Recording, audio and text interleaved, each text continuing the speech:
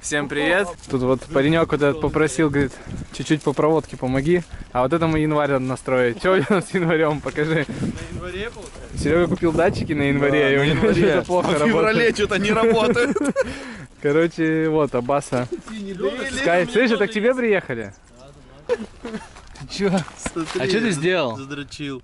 Это ты раскатать пытался? Нет, это я колесо побольше. А ты видишь, в чем прикол? То, что у тебя привар. Да, это вот она деланная, понял? Да, она, ее приварили на точках. Да, и ее приварили. А там, видишь, все норм. Типа, норм? ничего не делали, норм.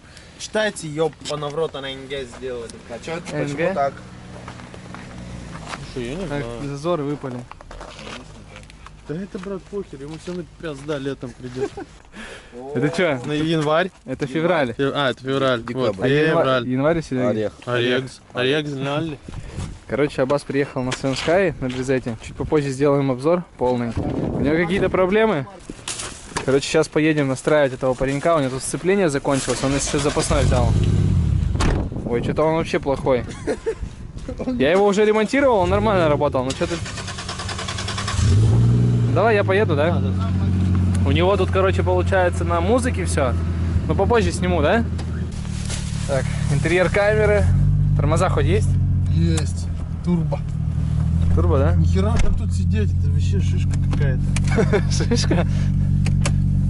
Ты как вообще тут ехал? Не знаю, я не сотрудник. А что скрипят тормоза? А тут вот Аббас приехал со своими корешами на 33. Получается. Тут вообще никогда 33-х не было. Приехали тут пацанам в бокс. И Аббас увидел тут котиков черных. Шот, сука. Че ты его разбудил? Это Ярик? Всё, спит. Или ты Ержан спал? Блин, они вот такие были, когда я недавно Маленький, пойдем того смешного посмотрим. Смотри, вот он. Вот он. Это чисто главный механ. Слышал? Он на работе.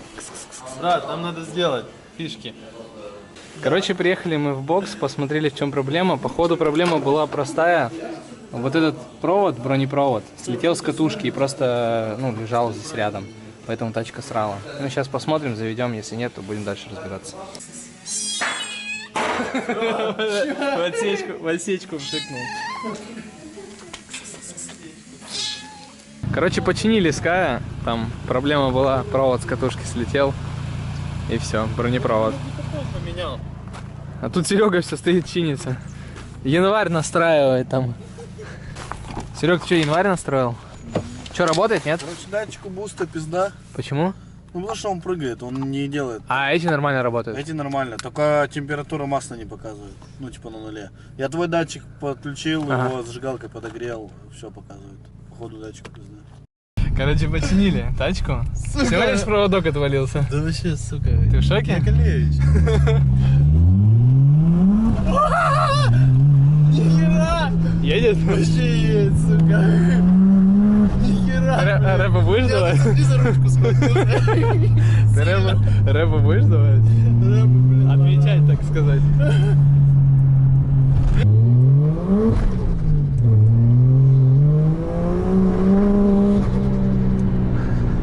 Твое лицо, когда Скай едет, да?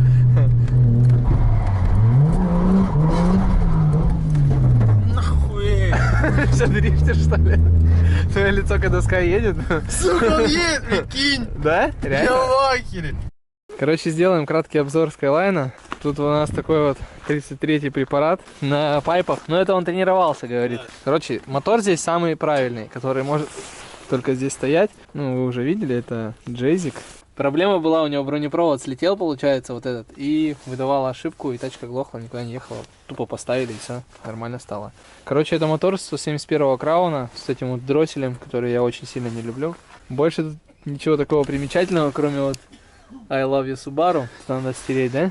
Да, это надо сотрем. Ну, чашки это болячка, но тут ничего капитального такого нету. Еще нравится вот эта вот омывайка у тебя, да? Катетерная тема. Ну, нормально, нормально. Так, в целом, тут под капотом нечего рассказывать. Будет стоять широкий радик. Ну и башбар наварен. Подснимем интерьер камеры немного. Тут у него автозвук. Ты собрался на выступление? Да, вот колонку купил. Колонку купил? Да. Короче, он тут на автозвуке полностью. На проводах, на правильных. На самом деле, просто бывший хозяин скучал и решил вот сделать такие музыкальные направления, то есть под дерево тут все. Ковш с лавра, да? Да. Ковш синий с лавра. Это было. Рулевич китайский.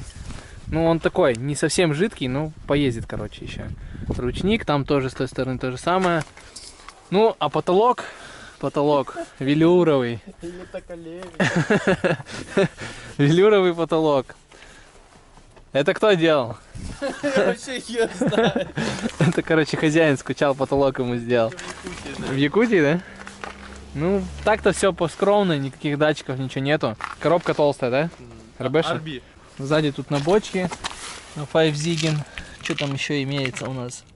Стойки какие-то. Что за стойки? Да там мусорные какие-то. Тейн стойки. Тейн стойки. Думаю, что нас так заносит, а у нас резины нет. Что с резиной? Ну она была когда-то. Даже багажник не гнилой. Вот вы видели такие Skyline вообще? Это запасной есть еще насос. Вот он возит тут с собой, в воде лежит. Короче, здесь распорочка имеется. Так, все по-скромному. Вот такой вот препарат. Будет ставить расширение. Сейчас мы поедем раскатать арки, потому что что-то трет резину очень сильно. Ну тут арка. Арка еще заводская стоит на месте. А, ну вот она раскаталась. А с той стороны что-то там подлечили уже. Здесь, получается, мозг лежит, надо его в бардачок перенести, что на полу это не дело. Ну а так в целом все нормально. Немножко косяки подсобрать, сопли подсобрать, и все, поедет. Ты куда, в РДС? В РДС, да. Или в DSL? Нет, сначала в РДС. В РДС. Я там проиграю пару раз, потом в DSL. Ну, нормальная схема. Кстати, кто спрашивал про канал Аббаса, он его создал, пока не выпускает влоги, но скоро будет, да? Наверное. Ну, короче, я ссылочку оставлю, если что, переходите, кто спрашивал. Он там с Инстаграма видосики загружает. Если что, посмотрите, лайк поставите. Все, поехали. Мы, короче, раскатаем марки в боксе у пацанов. В курсе, оно бы было ничего, если бы вот это все зашито не было. Потолок кошерный, да? Вообще палево кнопки с этим тоже. Сука, сильно. Че, прям поехал? Ну, обычно едет, как и ехал до этого, и не знаю, что. Но он чуть-чуть буксует. Сцепление, да? Да, сцепление, да. Так я ж с собой вожу. Да, сцепление буксует. Он его в салон положил, думал, поедет. Фары вообще хорошие, да? Дорогие. Вот. А вот пайп тебе как?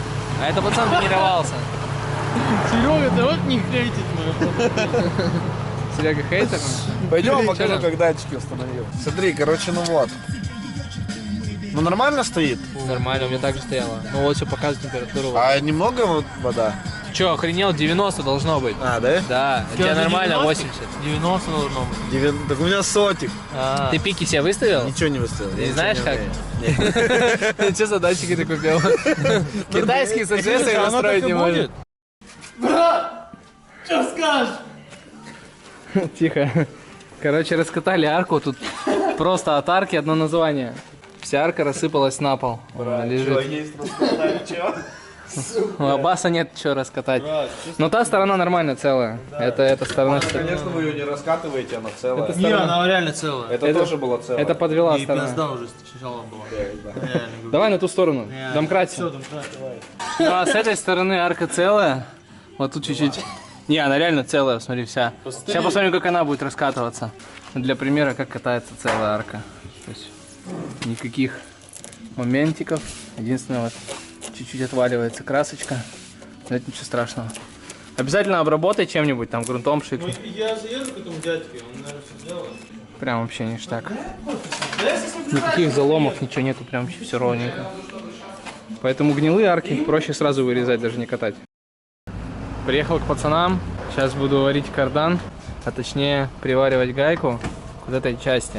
Короче, момент такой, что когда ты вставляешь фланец, он имеет небольшой люфт. На гайке есть заводская вальцовка, она, получается, стоит вот так. Но если пистолетом провернуть, то встает гайка вот так, и фланец больше не гуляет. Поэтому я сейчас сделаю так, заварю по точкам аргоном, и она больше не раскрутится. Скорее всего, ломала шлицы из-за того, что не было до конца закручена гайка, и при клочах разбивала просто вот эти вот шлицы. Это новый кардан, будет он стоять. Ну и новый подвесной.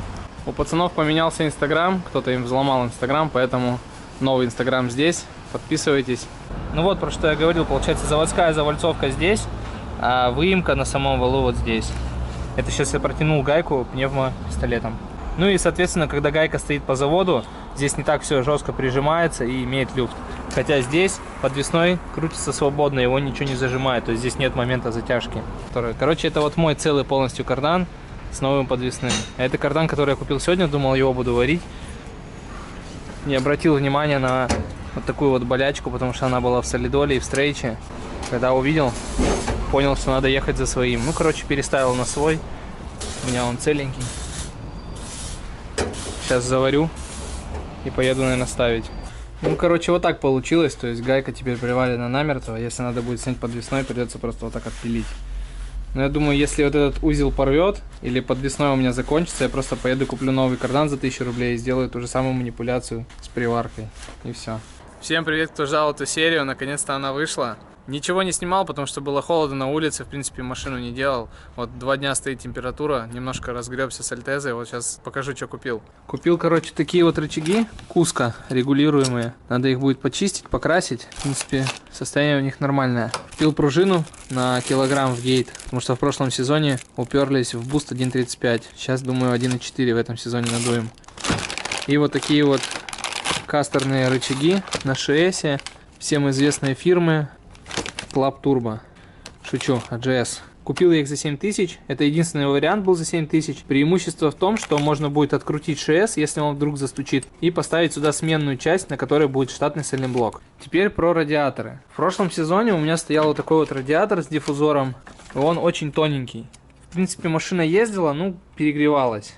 Решено было ставить толстый радиатор. Я думал, что куплю такой же радиатор толстый и поставлю на этот диффузор. Но есть один момент. У этого радиатора и этого разница в высоте сот. Здесь 400 мм, а там 38, по-моему. То есть высота радиатора больше-меньше. Ну и получается, когда тот диффузор сюда ставишь, он вот так вот не закрывает. Так дело не пойдет. Это китайский радиатор.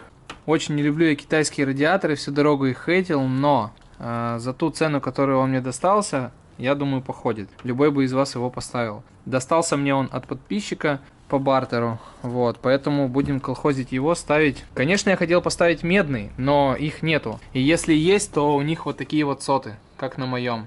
Все уже высохшие и обваливаются. Поэтому пока что такой, а дальше уже будем смотреть. Здесь мы имеем, получается, 50 мм и диффузор. Какой-то кастом, я не знаю, может быть куплен в AGS. И вот такие вот винты. Естественно, винты я хочу поменять, потому что здесь стоят обычные, а я хочу поставить сабли мощнее. Но есть одно но. Если сабли будут толще, чем эти диффузоры, тогда я их поставить не смогу. Потому что на этих диффузорах расстояние между шкивом минимальное. То есть, если здесь видно, что расстояние большое, то там оно... вот такое. Можно, конечно, сдвинуть мотор в базу, тогда здесь освободится место, но это будет переварка кулисы, даунпайпа, гейта и куча всякой мелочевки, которую мне нафиг не надо делать. Меня, в принципе, все и так устраивает. Поэтому сейчас я примеряю диффузор, точнее, я уже его примерил, он стоит нормально. Сейчас буду снимать вентиляторы, посмотрю, какой они толщины, и по образцу завтра поеду покупать. Вообще ничего не снимал, потому что, в принципе, снимать нечего было холодно. Я потихоньку закупался ништяками. Купил вот такой вот бардачок под правый ручник, то есть теперь у меня ручник будет не здесь, у пассажира, а именно под рукой, в нормальном месте. Единственное, что доставка немножко облажалась, и они мне не отправили чехол, но они отправят. Ручник есть, он лежит в машине. Надо будет перекрутить свои бардачки, потому что здесь открывается он в другую сторону, поставить свой карбоновый бардачок, ну и здесь сзади поменять, потому что прислали вот такой вот сломанный. Цена такой вещи 5000 рублей, но ее найти очень сложно. Цена рычагов верхних Куско 10 тысяч, а кастерных я говорил 7. Диффузор и радиатор достался по бартеру, недорого. Винты, по-моему, по 1500 буду покупать. Дальше здесь предстоит полный разбор, доставание мотора. Сразу заведу еще сенсоры на температуру масла VEMS, на температуру впуска поменяю датчик. Уберу датчики DEFI, поставлю будильник от VEMS. Подкапотка будет белого цвета с необычным эффектом. Эффект, естественно, я не скажу, это будет небольшая затравочка, но должно получиться круто. Таких подкапоток я еще не видел. Также будет перенос аккумулятора в багажник на толстой клемме, как на марке от BMW. Скоро предохранители тоже уберу. Буду красить клапанные крышки, впуск в черный цвет. Варить в крышке буду стуцера на маслопомойку, скорее всего она будет справа стоять. По спекам на этот сезон останется все так же. 3037 турбина, гейт, форсунки, 850 денса и в принципе больше ничего. Меня все устраивало в прошлом сезоне. Единственное, что я добавлю чуть-чуть буста, будет 1.4. Сальсиоры стоят на месте, красиво смотрятся, мне очень нравится. Не зря боролся, но не до конца еще, потому что диск я поставил и у него есть немножко биение, он немножко восьмерит. Надо будет с этим решить вопрос, есть мысли, как это сделать, и проставочки побольше накинуть. Напомню про расширение, это будут такие накладки на крыло, полностью закрывающие. Грубо говоря, от штатного крыла остается там 10%. И задние накладки, они идут до самого заднего крыла, вот здесь и заходят на дверь. Придется выпиливать арку где-то вот так, я думаю, чтобы поставить колеса в ноль. Ну и все это заварить, загерметизировать. По переднему бамперу тоже вопросы, непонятно как, что делать, потому что есть Vertex версия 1, он мне нравится, я думаю, может быть его поставить, но он стоит около 10. Либо поставить сюда штатную губу, она стоит тоже около 7-8, но в принципе на штатной губе тоже нормально смотрится. Ну, в общем, посмотрим, когда придут расширения, можно будет уже что-то подгонять, потому что сейчас конкретики нету, непонятно как это все будет выглядеть, поэтому ждем. Напомню тему карданов, к чему я пришел спустя все это время, было время немного подумать, полазить, посмотреть. В общем, что мы имеем? Мы имеем переднюю часть от Altezza 3S GE MT. Она подходит 154 по переднему фланцу и по длине. Нас все устраивает. Единственное, что у нее вот эти крестовины меньше, чем на турбо. Вот на турбо вот такие. Турбо 110. Вот это место, где у меня рвало шлицы, это было из-за того, что вот эта гайка, она была закручена не до конца. То есть она была закручена заводом и завальцована, но от вибрации она раскручивалась. И вот этот фланец на шлицах имел небольшой люфт относительно самого кардана. Ну а вы понимаете, когда ты клатчуешь, это все разбивается. Было сделано вот так, гайка была подварена, теперь ей деваться некуда. И подвесной. У меня был вот такой подвесной. Можно видеть, что уши я удлинил, потому что вот эта задняя часть была длиннее, как раз таки настолько, сколько я удлинял. То есть видно, да, примерно? Потому что вот эта часть кардана давила на эту, в сторону коробки, и подвесной натягивался. Сейчас будет стоять все на заводских местах, все как должно быть. Прям болт-он с вот этой задней частью. Это A2GZ гиты, тоже редкий кардан. Поэтому я думаю, что в сезоне будет все окей, все будет держать. 110-й кардан не придется варить. Надеюсь, что тема с карданами у меня закончена. Вот такая получилась серия. Они сейчас будут выходить не очень часто, потому что я буду ждать погоду, для того, чтобы можно было строить машину. Ну и в основном в дальнейшем сейчас будет техничка. Я буду рассказывать, как я строю свою машину к сезону. Какие-то технические моменты, где как что сделать, как приварить, как собрать. Ну а летом, естественно, будет дрифт. Ну а теперь можно сказать всем до встречи в новой серии.